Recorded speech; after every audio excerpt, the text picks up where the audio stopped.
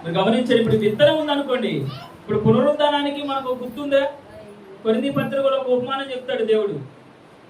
చెప్పండి, దేని గురించి చెప్తాడు?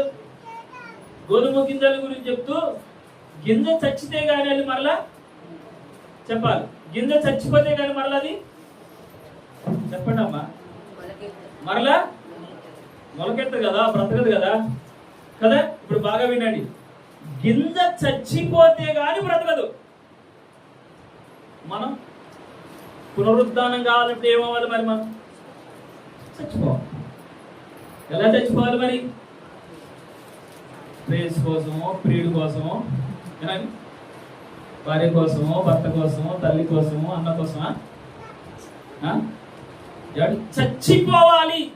అందుకే ఇందాక మీకు పదం వాడండి, ఉపేక్షించుకొని అన్నాను. ఉపేక్షించుకొని, చచ్చిపోయి అంటే నీ బ్రతుకు ఈ భూమి మీద ఎలా కనపడాలి తెలుసా?